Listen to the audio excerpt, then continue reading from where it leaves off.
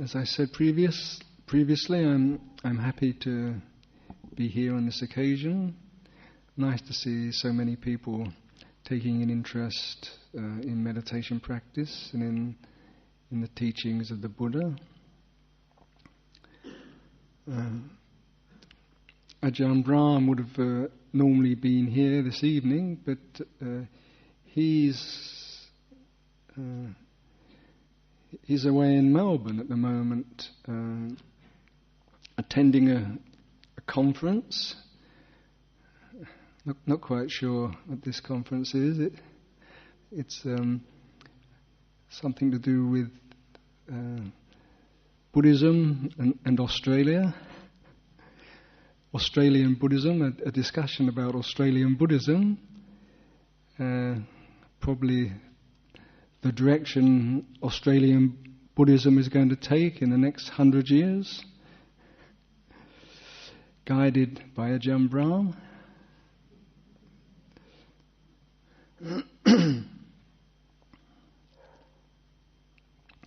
Which is an interesting idea. That, whatever direction it takes, whatever conclusions they come to, really there's only one direction it can go in. Whatever emphasis that is put on the teachings of Buddhism, really it all comes down to the same thing, really. Basically, the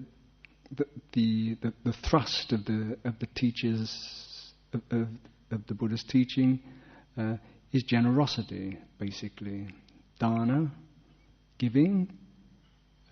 You could say this is the cornerstone. This is the cornerstone of why the thing is in being in the first place. Really, what it all boils down to. If you think, you might sum up, well, what is this Buddhism? What is it all about? What was the basic teaching of the Buddha? And you might say, well, the Four Noble Truths, But in actual fact, that wasn't it. The Buddha taught the Four Noble Truths only on certain occasions. When he considered that a person was actually ready to receive the Four Noble Truths, this is called the teaching which is peculiar to the Buddhas. Buddha teaches the teaching of the Four Noble Truths only under very specific conditions, when he considers that a person really has opened up sufficiently to really understand the depth of the teaching of the Four Noble Truths. But what the Buddha did teach, generally and generously, was this teaching of dana. I mean, this is how Buddhism came into existence. That's why it actually stays in existence. It is this generosity, this giving, and this is a very important aspect. In fact, when the Buddha planned a means, a process, you can say a structure, although there isn't details that the Buddha in his mind thought of such and such a structure, but in hindsight we can see that the structure of the sangha and the lay people is a very obvious result of a very natural law in existence. This cementing together of beings in a very positive way through coordination, cooperation, communication. And when the Buddha set up the sangha, he set up the sangha because he realized that this teaching of the Dharma is the law of existence. Basically, existence, you can say existence is involved with existence.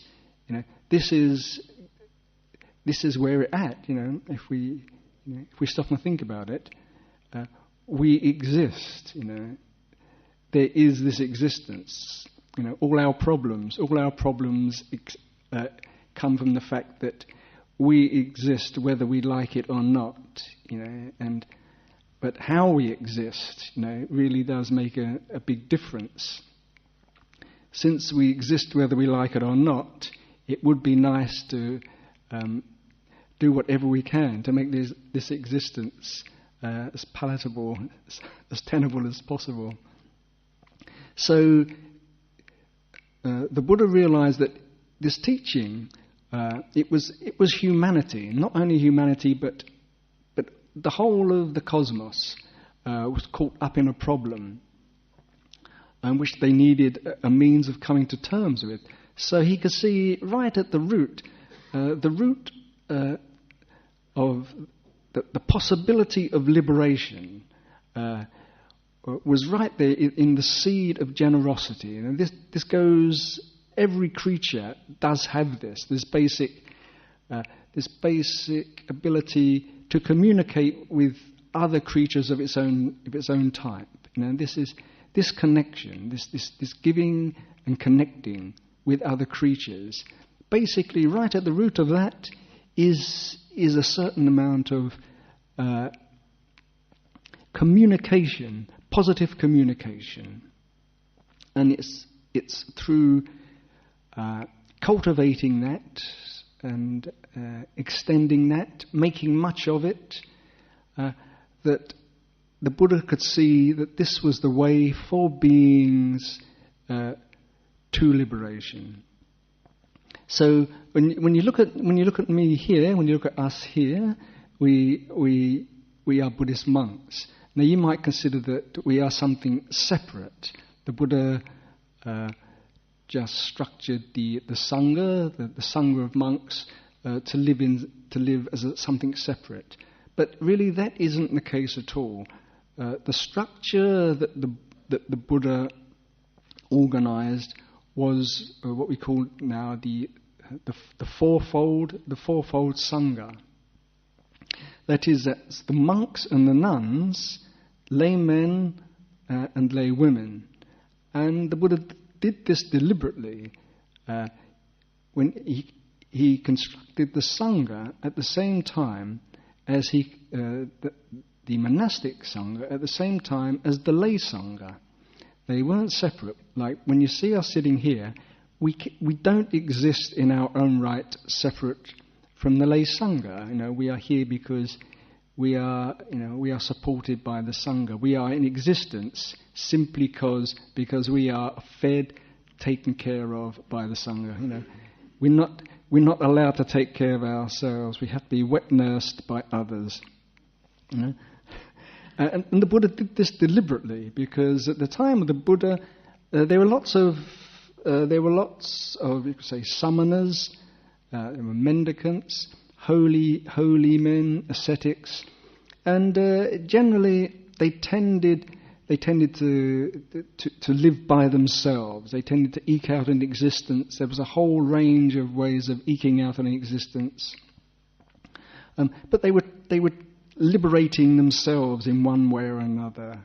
And the Buddha could see that if he simply started a sangha of monks, then quite likely some would get liberated. Some would go off into the Himalayas, find their own little cave, have their own little cabbage patch, or eat nettles or something, or pick fruit, and they could quite possibly get liberated by themselves, and that would be it. That would be the end of it.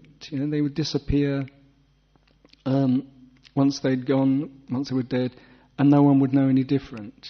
And the Buddha could see that this, apart from anything else, was a great waste.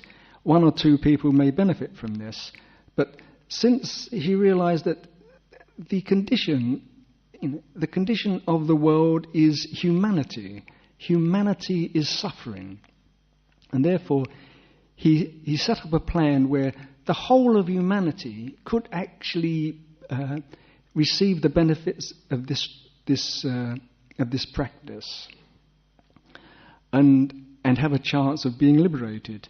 So in the way he did this was that he set up the monk sangha so that they would be the people that would do the actual practice, that would keep the teachings in existence, would keep the teachings in a continual existence by that being their occupation, that being their sole reason for being, was simply dedicating the whole of their life, the whole of their existence, the whole of their consciousness to perfecting the teaching, keeping the teaching in existence. But they needed the lay people. So the little trick here that the Buddha inserted was that the monks cannot take care of themselves. They had to have the lay people, and this was a rule. The rule: a monk cannot feed himself. He has to be fed by lay people. That means that the lay people, they come to the monasteries, they come to the monks, and they receive the teaching. The teaching is a reciprocal thing. It's in the world. It's given to the world. The lay people keep the monks in existence. They come to the monastery. They feed the monks, and then the monks, if you like, feed the lay people with the truth of the teachings. And eventually, what happens is, of course, those lay people, then their children, they receive the teachings as well. And of course, the sangha, the monastics, they come from the lay people. But it's there. It's always available. The system is there in the society.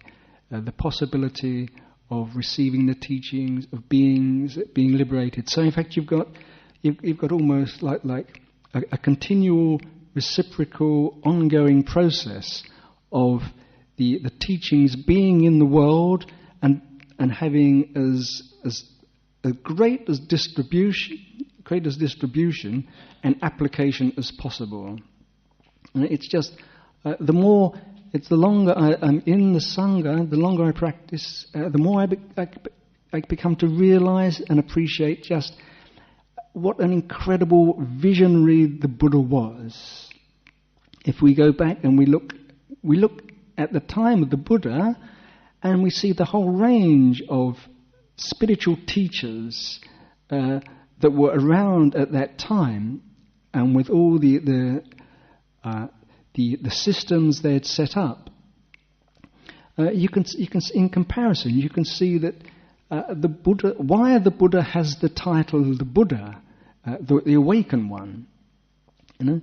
None of the other teachers, could be called Buddhas. They all had all sorts of various titles, but the Buddha, really deserved the term Buddha, and that became more and more apparent, and more and more of the people and the population at the time realized that the Buddha's teachings was absolutely unique and incredible.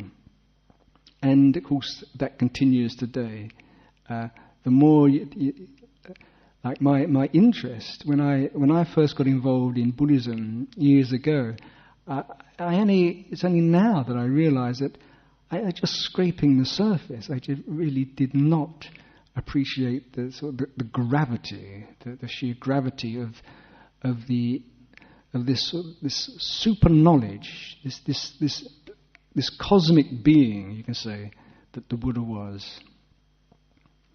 And he could see right from the start that it was this generosity, this encouraging people to practice this generosity, to cultivate this generosity. And he realized that this is what releases people.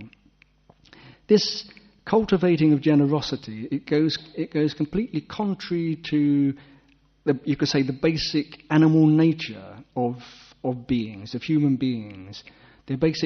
Our basic nature basically is to grasp and bring to us, to eat, to feed, and to just have the impression generally that which I can get here, that which I can stock up on, the more I can get of the world, of possessions, material gains, the more secure I am, the richer I am, by the more of the world that I can stock up, the richer I will be. And this in fact was the thing the Buddha could say. This was the thing that was keeping people grounded to the earth, that's keeping people sort of attached and clinging to the world. This whole relationship to the world as a possession, material gains, or even power. People just, from the mental point of view, just power, and of course sensuality. The sensuality, the basic craving in existence is the thing that keeps people attached to the world and keeps them. The curious thing is, it keeps them separate from the world, because it builds up the sense of them. It builds up a solid sense of ego structure, and that in itself tends to be a very defensive thing. It actually separates beings, and therefore people with a very solid ego structure, whatever their relationship with other beings is, it's always what they can get from other beings. It's always something in the world I want. I won't be happy until there's something in the world that I have. So whatever it is in the world, they look at it with eyes of greed and lust and wanting.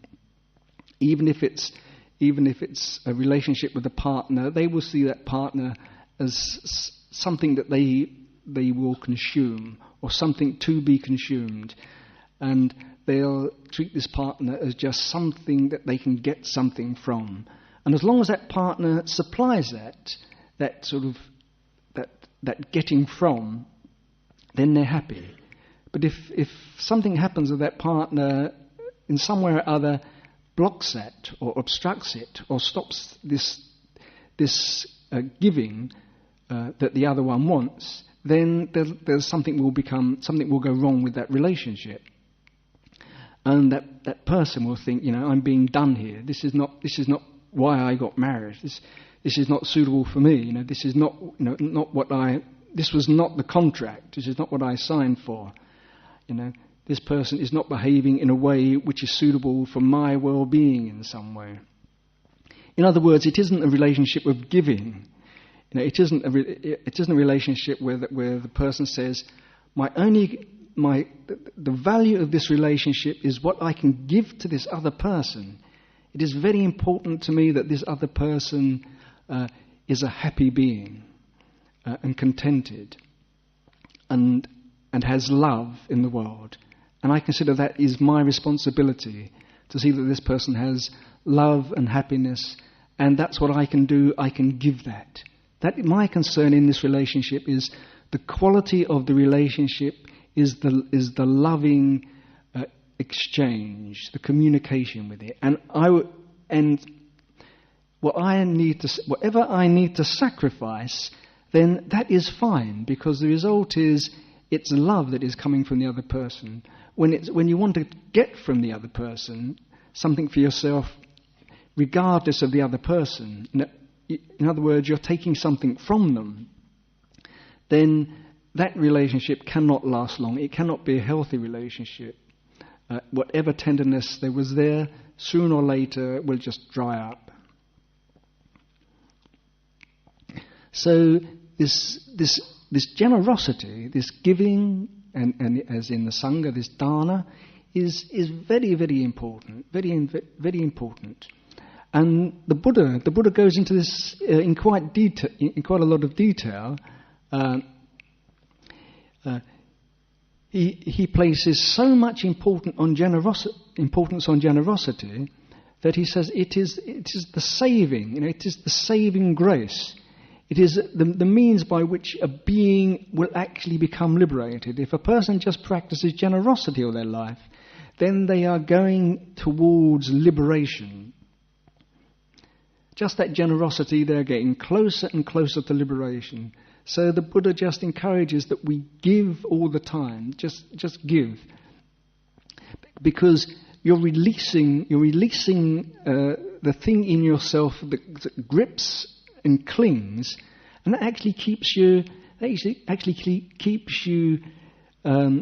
as a very sort of tight, solid little thing that depends on some sort of objectivity to give you some sense of purpose, some sense of identity.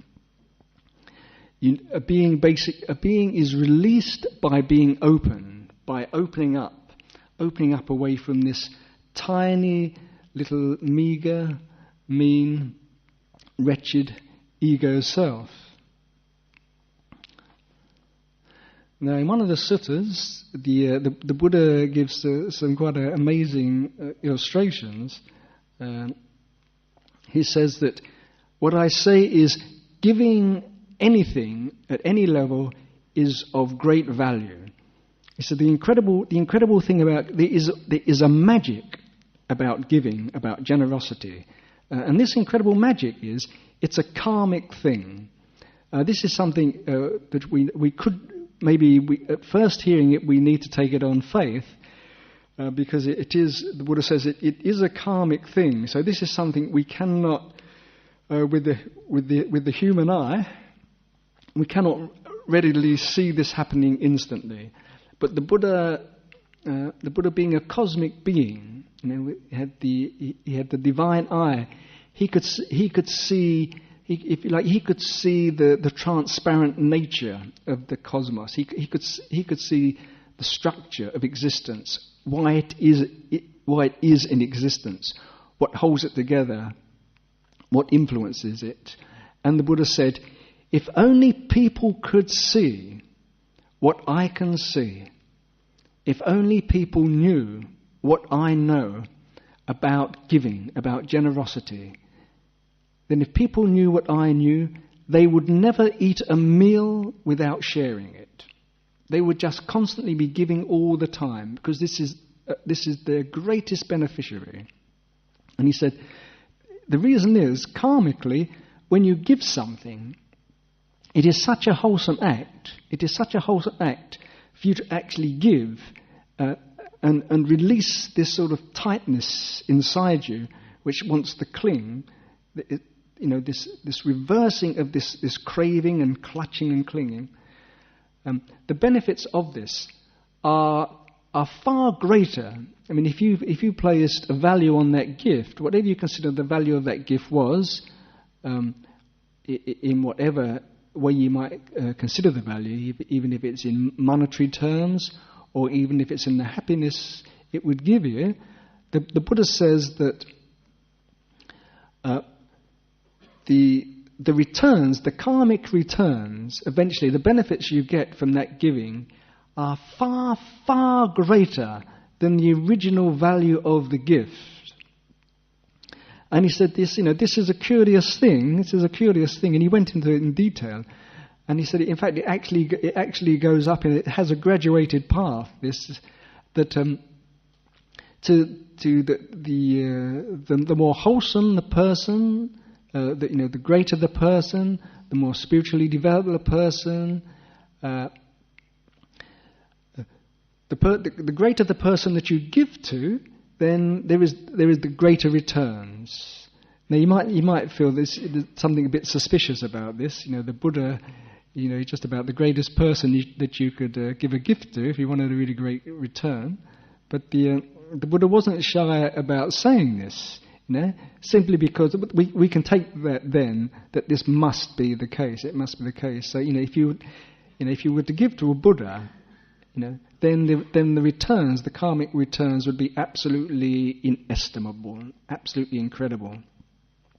But the Buddha said, you don't even need to give to a Buddha.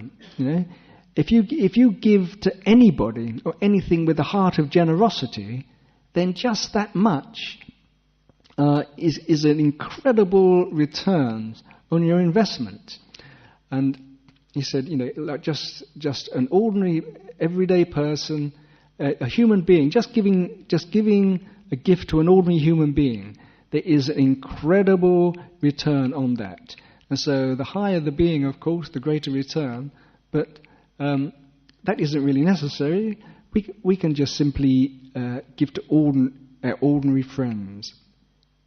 And the Buddha said that even like the lowest returns you can get, like is giving to an animal.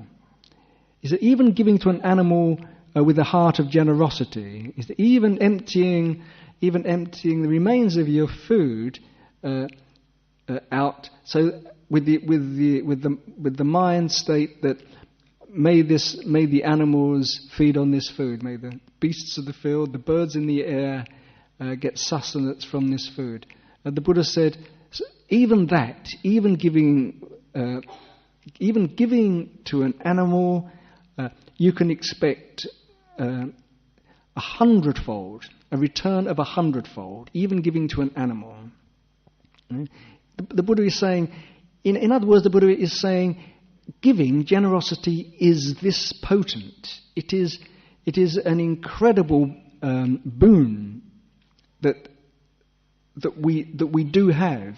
It is there. It is a law. It is a law of the universe. This generosity is the positive aspect of the universe. All the good and positiveness in the universe. This is the system. You're simply tuning in to this benefit that is actually there, which leads to the wholesomeness, which leads to spiritual uplifting, leads to your spiritual progress.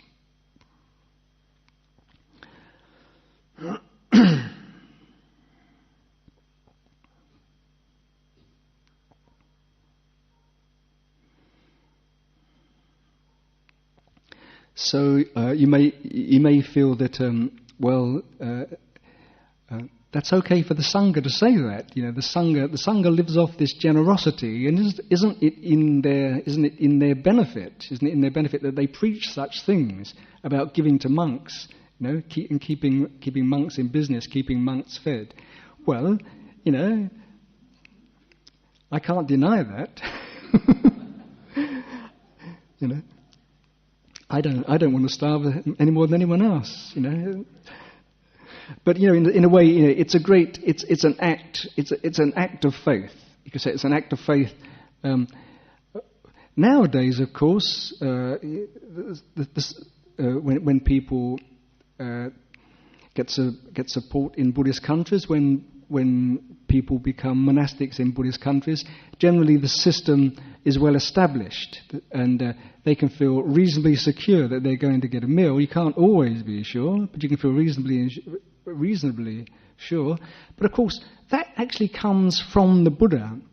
Like people in Thailand and Burma, Laos, Sri Lanka, these people that are fed today out of the generosity of lay people that give food. Now this is still, like you can say, a ripple, an echo of the Buddha's original generosity. He set up that system with incredible wisdom, and you can say that is the proof of the pudding in itself. It's still going, and so you can say, well, you can imagine in the beginning when monks left home, it really was a more serious business in the days of the Buddha. The Buddha said that, you know, when you become a monk under the Buddha, then what the system you're getting involved in is, you know, you don't expect to get well fed. You know, you're not here to get well fed. This isn't the point of the Sangha. The bare minimum. I mean, you're here. The reason that you become a monk or a nun is for spiritual liberation, to get beyond the world, and that is worth sacrificing their home life for. So you get young men and young women would give up their lives, give up the home life, you know, and give up the security. And then they would go into the jungles, which are very uncertain, dangerous places. Many places where you didn't know whether you were going to get fed or not. You know, in those early days, they must have gone hungry a lot of the time. You know, and the Buddha said that you're not necessarily going to get a roof over your head. If you join this Sangha, the most you can actually expect is to live at the foot of a tree. Don't expect any more than that. Now, if you do get more than that, that's fine. If you get a house to live in, I mean, the Buddha said, even if you get a mansion to live in, that's fine. But don't expect that. The most you can expect is either a heap of straw to sit on, or the root of a tree, or even out in the open, or if you're lucky in a rainy season, you can live in a cave. And medicine, in those days, medicine was cow's urine. So the medicine you can expect, don't expect anything more than just basic cow's urine. Obviously, it must have worked wonders in those days if you knew how to apply it. But anyway, the thing is that, so the Buddha preaching that it was beneficial to give to the Sangha, I mean, he wasn't saying that. He wasn't saying that because he was trying to get the lay people to give him food so he could sit around all day, sit around doing nothing, watching his navel. That man left the palace. He left the whole kingdom behind him. He would have been the king. So we can take for granted there was something more in it than that. It's quite interesting that even these days, I mean, this insight and generosity of the Buddha still happening to this very day. For me, the proof of this is that I've been practicing now as a monk for 19 years, and I've never missed a meal. It's amazing. I've never overtly gone out of my way to try, to feed myself, but it's just incredible magic that it's always been there. In all the most unlikely, incredible situations I've been in at times, food has always simply just been there. And I put this down to the incredible barometer, we call, or the incredible spiritual development of the Buddha.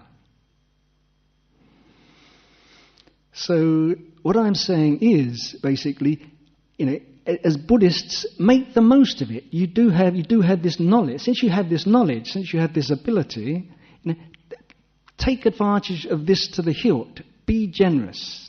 I don't mean give to the Sangha. I mean just give anywhere. Give to your favourite charity. Just get in the habit of giving. Exercise this faculty. Make the most of it. You don't have to be Buddhist. Anybody here that's not Buddhist, that's okay. You're still on the same system. You still got the ability to be generous. Exercise that. Anything you can give away. If anybody needs anything and you're there and you can give it away, then just spontaneously give it away.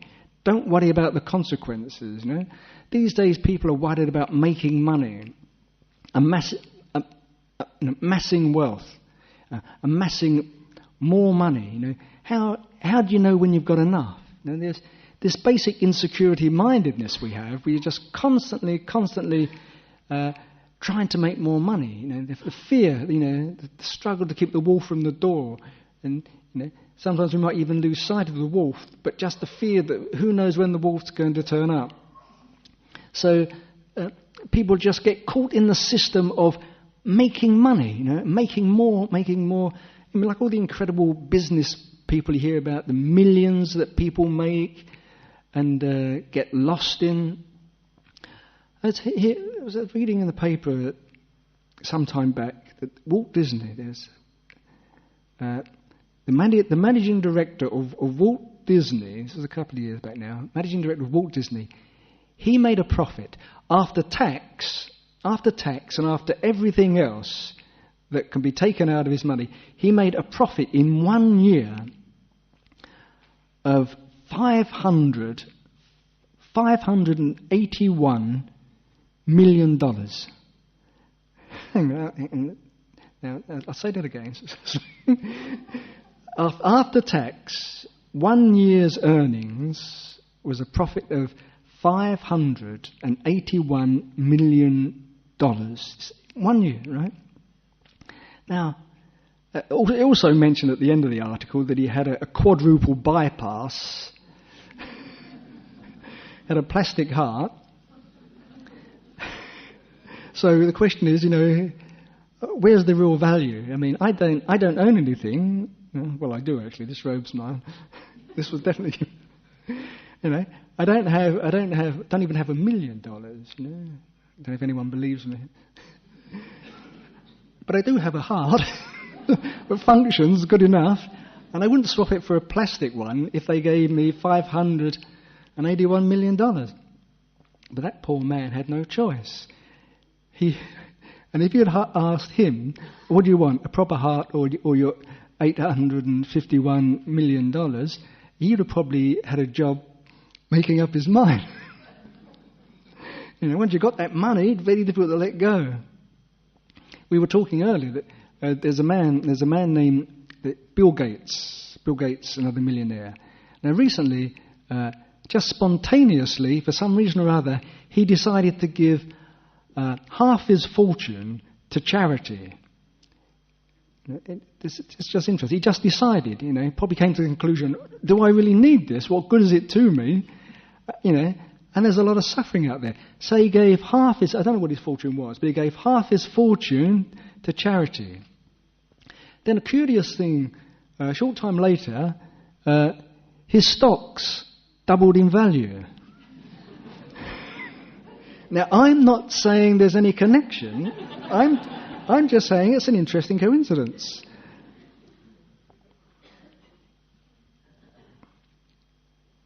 So basically, whatever direction Australian Buddhism is going in, whether it goes in the right direction is up to you, and it can go in a very simple direction. Just make the most of this ability you have just to be generous. Because Westerners have great difficulty with this. It's a very strange thing. In the West we have great difficulty with generosity. Now, it's not that we're not generous. We do have generous hearts, but we can't do it spontaneously. Now, it's very noticeable when you get involved with Eastern countries, Buddhist countries, you'll notice that their culture all revolves around generosity. Even as children, they're brought up with that. Like when I was in the little village, Ajahn Chah's monastery in the Isan, in northeast of Thailand, every day we would go out on alms round, right? And we would go out on alms round in the early hours of the morning, and the people there, they would cook up this rice. They'd cook up the sticky rice, khao niao, and they would give this to the monks. And they would specially do this. They would specially get up early and boil up this sticky rice, and they would give it to the monks. So what this meant was, they started off the day, every day of their lives, they started off the day with an act of generosity.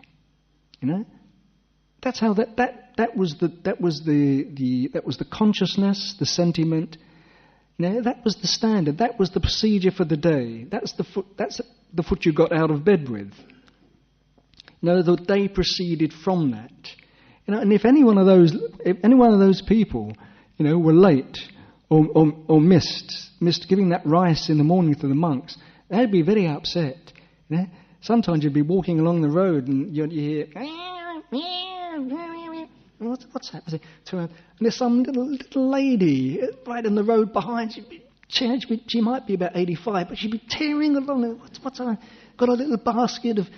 She'd got up late, and she wouldn't. She couldn't live the rest of the day if she didn't give us this. But then she'd come out. Oh, thank goodness! We'd stop, and then she'd give us our little bits of sticky rice.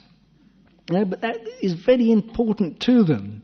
They can see that in their villages, their whole villages are, and that giving, that's what the village is all about. That development of generosity, that showing of generosity, that whole attitude of a human being, their value being around generosity. You wouldn't be mean. You couldn't live in one of those Thai villages and be a mean person. You might as well pack up your bags and leave, because your life wouldn't be worth living. So, literally acts of generosity indicated, shown all the time, whenever possible.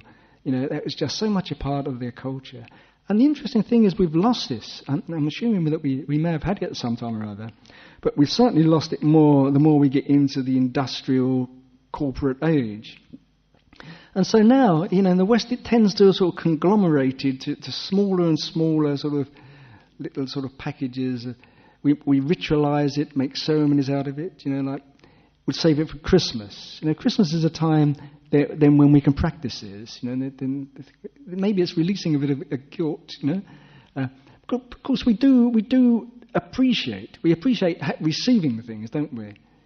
But then it's birthdays. Birthdays, you get a birthday card and a present, but you have to wait, don't you? Once a year, or then Christmas.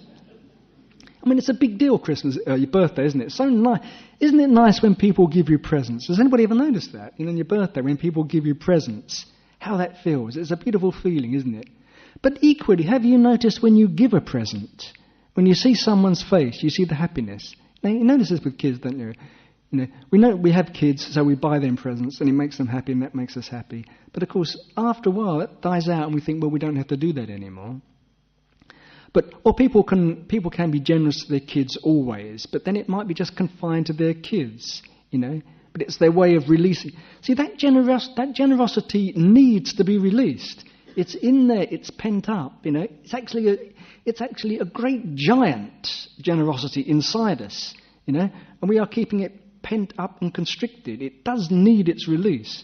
So when we have these occasions of giving, it's because it makes us feel nice, because there's something, this generosity in us needs to be released. So it is nice, but at the same time that's countered by the greed, the greed and the grasping and the craving, which prevents it full expression. And so it's always a battle. It's always a battle, and so we tend to almost ashamedly, we have to have these rituals so we can be generous, and we need Christmas. But it's as if we do it outside of Christmas or birthdays or wedding gifts, there's almost, it doesn't feel right. We have to have, it has to be ritualized in this very sort of controlled way. I mean, if you met a person walk down the street and just sort of giving gifts to everybody, or giving things away, you think, how did he get out? Watch him, he's not the full quid. Keep an eye on him. When basically you think or if he just met you and he suddenly gave you something of reasonable value, you think, is he selling insurance? Why is he being so friendly? Just friendship. Not necessarily monetary gifts, but just putting yourselves out. Just being friendly. All those times when you don't say hello, you just say hello. All those smiles that you avoid giving. I mean, when you're in the workplace, wherever, there are people that there are close people, people we get on very well. Friends, people we mix with easily because they're friends. Then we smile, we say hello. But some people it's a bit awkward around. Some people we don't gel with, don't get on so well with, and then we tend to increase that because then we tend to avoid those people, or not consciously, but we're less likely to notice them in a room. We notice the people, the attractive people that attract us in some way, people we get on well with, people that are friendly to us. When people are friendly to us, we respond to that. And the other people tend to sink into the background, even to the extent of not even being noticed. And then to the extent that you don't notice someone, then they don't notice you. Then you can get quite a stony sort of relationship with someone that you may have been working with for years, and just barely on nodding acquaintances, and there's an awkwardness develops when you communicate with these people. Yeah, but the truth is that, really, if you actually made an effort to cultivate a relationship with those people, you might find that really they are people that you have a great deal in common with, a really deep rapport. And on a lower level, a deeper level inside you, you might need their counsel. They might address something in you which really needs to be opened up. So make an effort. Just notice in regular places you get involved with, the people that you normally you don't have anything to do with. You you don't acknowledge, or you deliberately avoid. Especially people who have upset us. That's it. I'm never going to talk to him again. Once he's upset me, that's it. He's done for life. I'm not going to put myself out to be friendly to him or her. The way she looked at me on that occasion, no way. Not going to risk getting another incident like that. Isn't it? If people upset us, then we're so touchy, aren't we? Basically, ego. Whenever you're touchy, you can always know that this is ego. This is ego's defensive mechanism. It blocks off that which it doesn't like, and it lets in that which it likes, and it feeds on that. And really, it's a negative thing. Open yourself to all those situations that you avoid. So even if even it takes a bit of effort, a bit of time to start actually giving presents that are something that might actually cost you something in a material way, just the hello, and the smile where you normally otherwise wouldn't do. You do it gradually with people that you don't normally smile at. I mean, if you suddenly smile at someone you don't normally smile at, you go, what's up with her? Well, she's gone a bit funny today. But you have to be a bit discreet about it with people that you've got a stony silence with. Just in little ways show concern. But always show concern. Always show concern for people, and never miss the opportunity to help someone. It's not actually costing you anything. The thing it costs you is that loosening up, because that's what you don't want to do. It's a bad habit of not relating to people. We like to keep in our own little shells. And it's hard work, isn't it? It's hard work actually having to make friends. It's okay when there's a person that's easy to communicate with, you don't have to work hard. But otherwise, as we know with strangers, when strangers come into a room, we're introduced to strangers, then there's that awkwardness. We don't know. You can't just start talking about any conversation because you don't know this person. You don't know where they're at, what their personality is like, what they're interested in. You wouldn't just start talking to them. They might suddenly think you're, how do you know you're not going to say something that's going to sound really stupid to them, or something like this. But the amazing thing is, you go to Thailand, Sri Lanka, you don't know people. People stop you on the street. Hello, so-and-so, where you are? And suddenly you engage in a conversation. It's absolutely amazing. You go to Sri Lanka, You walk in the marketplace, anywhere people just come up to you and start talking to you. They don't know you from Adam, and yet completely relaxed, and they're not concerned what you're thinking about them or whether they're saying the right thing. They want to be friendly. They know you're a human being, so they know that you've got human potential, and a human being is naturally a friendly person if allowed to be that, and that's all they relate to. In the West, we've lost that, particularly in England. I mean, you can only appreciate, as an English person, you can only appreciate this when you get out, get somewhere human, get somewhere normal where people respond to people like human beings. The most terrifying people to me are English people. Who are they? This is the question. You wouldn't stop and talk to them in the street. You're more likely to be arrested. You wouldn't even stop and talk to them in a pub. You go in a pub and you sit there at the end of the bar and you sip your pint and don't know when in this point you might be checking everyone out. But if someone come up to you and said, "Oh, hello, you come here often?" You say, "No." What do you want? But I mean, it's so noticeable. I mean, when I first started travelling in Asia and then I got back to England, I got into awkward situations. I'd go in pubs and start talking to people. People, what's up with him? Who is he? I suddenly realised, English people don't do that. Their space is so important. That you do not contravene that space. And if you want to come into it, you come into it in a very, very gentle way, and more likely through a third person. It takes a third person to get into that. And you don't realise what a burden, what hard work it is being an English person. You're just you're this contracted little thing.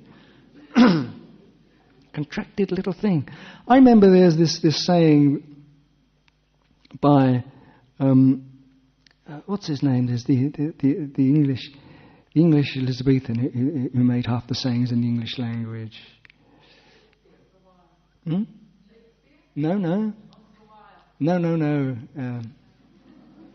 No one knows him? Oh, it doesn't matter. Oh, God, my brain's going again. Anyway, he said that one day he went to Scotland. He went to Scotland, and he got into conversation with Scottish people there, and he made this bold statement. He said, "The grandest sight," he said, "let's face it, the grandest sight to a Scotsman's eyes is the road to England."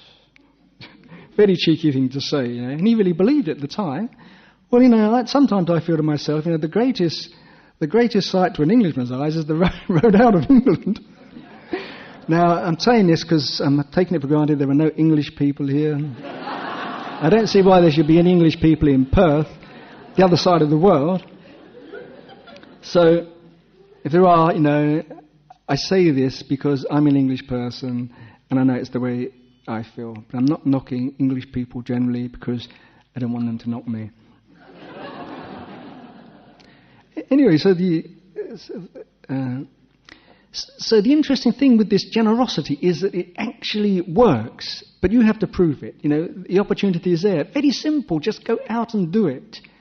Just make this effort and just feel generous, because you've got it inside you. You are a generous being. And as I say, I've never gone without a meal. I mean, it's interesting. In England, we used to, the English aren't into giving alms food. They don't have an arm. They're not used to monks on alms round. But we used to deliberately, a bit cheekily, go out into these little country towns. And it used to fascinate me. We used to go out into these little country towns and sort of stand on a corner, stand on the street corner with our arms bowl, and then people would walk past and look at you. Oh my God, Hare Krishnas. Oh, there we are. But after a while, you get these sort of motherly types come up. Hello, love. What are you doing here? So, we're Buddhist monks and we are on alms round. Oh. So then you explain to them, and they say, "Oh, really? You don't eat unless someone gives you food?" Oh my God. So they'd run off to the supermarket and they'd come out with something that would fill your bowl up. Say, "Oh, I'm so pleased I found out. I'd hate to think you'd go without food for the day." And this was amazing, and this would happen. And sometimes, there'd be like 12 o'clock, we can't eat beyond 12 o'clock. And what we used to do is, we'd go in one of these little towns, and they would get food, and then we still had to eat before it was 12. So maybe 11:30, or even a bit later. Then we'd get enough food, and we'd run round the corner to a little park somewhere, sit on a park bench, and we'd eat our grapes and bananas and donuts and whatever we put in our bowl. And it was interesting that the time would go, the time would be standing there, or be walking up and down, then we'd be standing there, and we'd be looking at the time, and nothing's happened today. Nothing is going to happen, Is it, getting later and later, 11:15, nothing yet. 11:30. It's only half. We should actually be eating by now. I know we should be eating, but we don't have any food. Well, it's 11:30. At 12 o'clock we can't eat at all. Okay, patience is a virtue. I mean, at the time, then suddenly there'd be about 20 minutes to go, and suddenly you get people from everywhere would just suddenly appear. Oh, I've got you some banana because I'm already.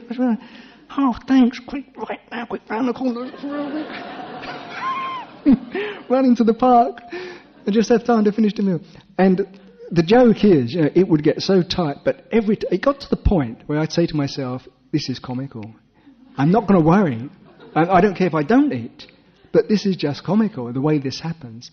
And literally, the times we'd spend, on these street corners with nothing in the bowls, and at the last moment, it was suddenly, even one person would suddenly just come with enough, for the meal. Got it every day. And I know you might think that I might be fibbing a bit on an occasion, but I tell you, every time something turned up. I remember one day we were in this town, and it was coming. The rain was coming over. It's getting darker. The clouds were getting thick, and we were standing there. And then, right at the last minute, we got this food. Right now, where are we going to go to eat? There's nowhere to eat. So we ran around the corner, and there was this church. So shall we go in the church? Then the church was locked. They were doing some sort of refurbishing in the church. The church was locked. So we can't go in the church. It's going to start raining. Well, normally we would sit on that bench over there. And so we said, well, what we can do? It started raining. The rain started coming down. And so there was this corner of the wall, the way the church was sort of built with this sort of buttress, and there was this corner of the wall. We said, well, look, the rain isn't touching this point. Right, at least, let's see now, let's just get in here before, maybe we can make it here. So we jumped in this little corner, and this was the only spot that wasn't being touched by the rain. And the clouds opened up, and the rain started coming in, and it was creeping in, and it was getting closer and closer. And then we're pulling our robes in, it's getting closer, but we're still eating.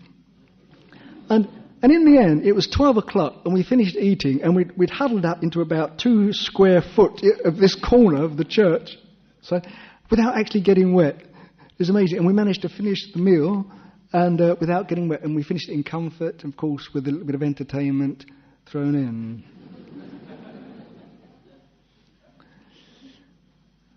Well, it's getting late now, so 1 minute to go.